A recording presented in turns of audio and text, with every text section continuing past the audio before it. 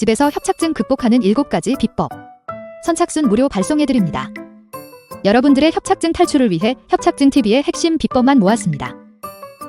지금 신청하시면 7일간 문자로 보내드립니다. 댓글에 있는 링크나 아래 번호로 지금 바로 신청하세요. 안녕하세요. 협착증과 관절염TV의 손영훈 한의사입니다. 자, 오늘은 무릎 관절염에 대해서 이야기해 보려고 합니다.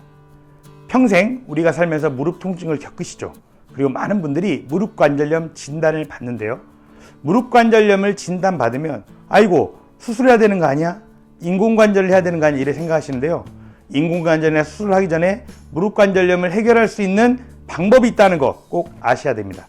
오늘은 무릎 관절염을 해결하는 방법, 그리고 집에서의 운동 방법까지도 설명해 드리도록 하겠습니다. 자, 강의에 앞서서 잠깐 드릴 말씀이 있습니다. 바로 제가 만든 척추관절 건강기능식품입니다. 바로 관절바로인데요. 제가 척추관절 진료만 10년 동안 했어요. 그리고 한의사의 자부심을 가지고 만들어야 되기 때문에 정말 신경을 많이 썼어요. 여러 한약재를 넣어서 추출했는데요. 이 한약재를 추출하기가 만만치 않습니다. 특히 이 안에는 해동피라고 하는 약재가 들어있는데 나무의 껍질입니다. 이거를 몇 시간 끓인다고 해서 추출이 되지 않거든요. 그래서 120도에서 14시간 동안 끓인 거예요. 14시간 동안. 그걸 끓여줄 공장을 찾는데 힘들었어요. 자, 14시간 동안 끓였기 때문에 색깔이 어떻겠습니까? 보시면 매우 진한 색깔인 걸 아실 수 있겠죠.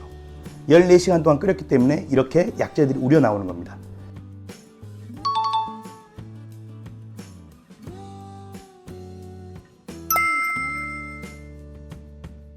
제가 정말 자신 있게 만들었습니다. 자, 그러면 제가 한번 마셔보도록 하겠습니다.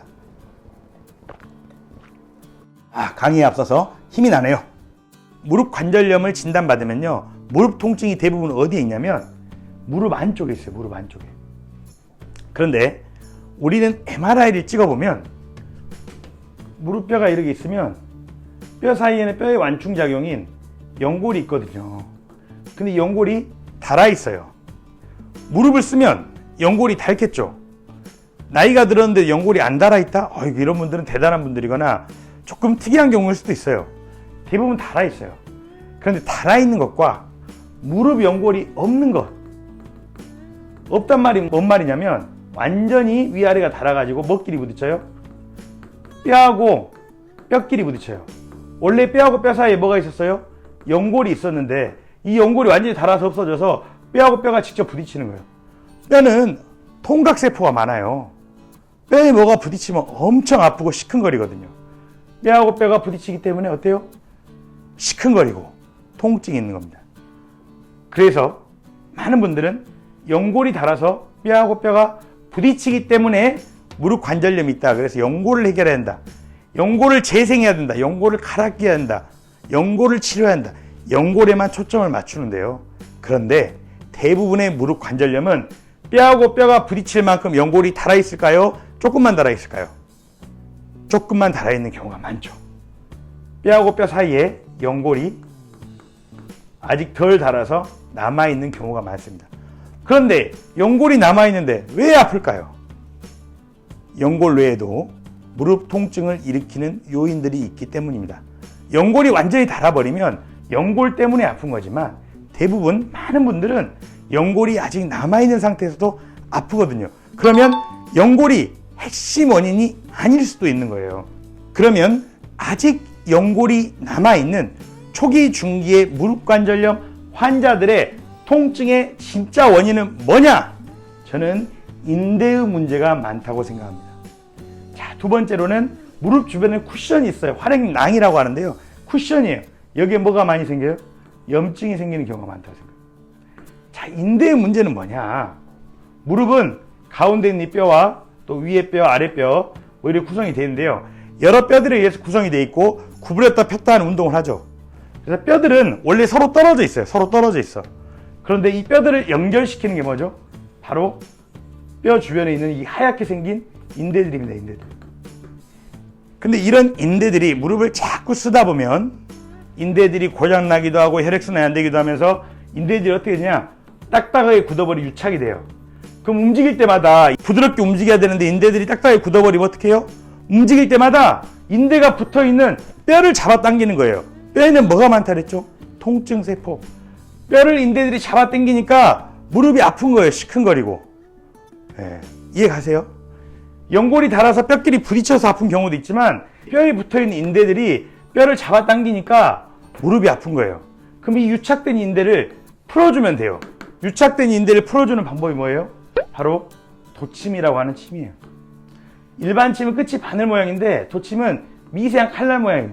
이 칼날 모양으로 유착되어 있는 뼈에 붙어있는 그 지점, 유착돼서 뼈를 잡아당기면서 통증을 만드는 그 지점을 풀어주면 됩니다. 아까 처음에 내측에서 통증이 많다 그랬죠. 왜? 내측에 있는 이 인대가 고장나는 경우가 많기 때문이죠.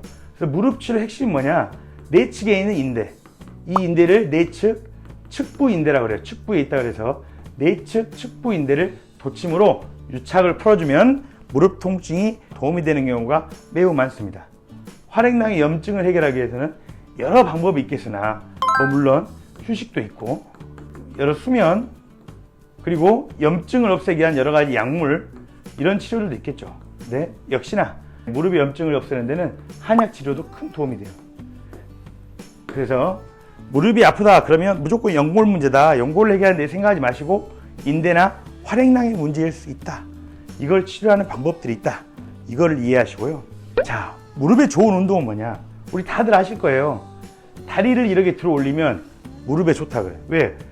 앉아서 다리를 이렇게 들어 올리면 앞에 있는 허벅지 앞에 있는 근육, 대퇴사두근이라고 하는데요. 이 근육이 강화돼요. 이 근육이 강화되면 무릎을 지탱하는 데 좋거든요. 그래서 앉아서 다리를 들어 올린 상태에서 3초간 머물렀다가 내려주는 거 반복적으로 30번 정도 하시면 되겠죠.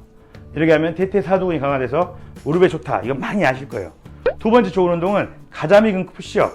의자에 앉은 상태에서 뒤꿈치를 들어 올려주는 거죠. 그러면 종아리 뒤에 있는 이 근육들이 강화가 돼요. 뒤꿈치를 올린 채로 3초간 또 머무르면 되겠죠. 자, 이렇게 또 강화되면 이 다리 쪽으로 혈류순환이 잘 되면서 어때요? 염증이 덜 생기게 돼요. 혈액순환이 잘 되면 염증이 덜 생기게 되는 것 같아요. 보면. 자, 세 번째는 발끝치기가 있습니다. 발 뒤꿈치를 붙이고 앞에를 톡톡 치는 건데요. 이렇게 치게 되면 고관절이 스트레칭이 되고 몸의 역학적 균형이 회복되는 데 도움이 됩니다. 몸의 역학적 균형은 뭐냐? 왼발 오른발에 서로 다른 힘을 주고 지탱하거든요. 근데 고관절이 스트레칭이 되면서 불균형이 잡히게 되면 왼발 오른발에 힘이 고르게 들어가는 거죠. 그러면 무릎에도 역시나 부담이 덜해진다.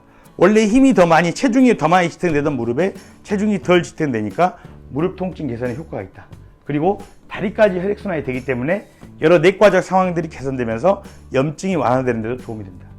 또 최근 유행하는 맨발 걷기가 무릎에 정말 좋아요. 이걸 좀 더 자세히 설명해 드릴 텐데요. 맨발 걷기가 왜 무릎에 좋냐? 맨발 걷기를 하게 되면 접지 효과가 있다고 그래요. 접지 효과. 맨발 걷기를 통한 땅과의 직접적인 접지는 염증을 줄이는 데 도움이 된다고 합니다.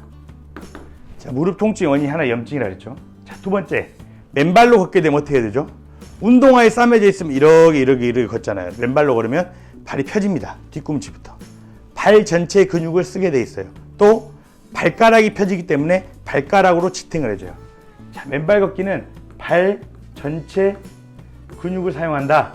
또 발가락이 펴진다. 발가락이 뭐를 지탱해줘요? 무릎을 지탱해준다. 그러면서 지탱력이 좋아진다. 하루에 맨발 걷기를 30분 정도 하시는 걸 추천드려요. 제가 맨발 걷기를 시켜보니까 많은 분들께서 맨발 걷기를 한 다음에 무릎 통증이 좋아졌다 이런 얘기를 하세요. 언뜻 보면 쿠션도 없이 이렇게 운동화도 안 신고 걸으면 무릎에 충격을 줄 것 같잖아요. 근데 뛰는 게 아니라 천천히 걷는 거기 때문에 괜찮습니다. 또 걸으면서 발이 탁탁 디뎌지는 게 아니라 발 전체가 부드럽게 디뎌지게 되는 거죠. 싸매고 있는 게 없으니까 발 전체를 활용해서 부드럽게 디뎌지게 돼요. 그래서 맨발 걷기를 했더니 무릎 통증이 줄어드네 이런 분들이 매우 많아요. 근데 그 원리가 있다.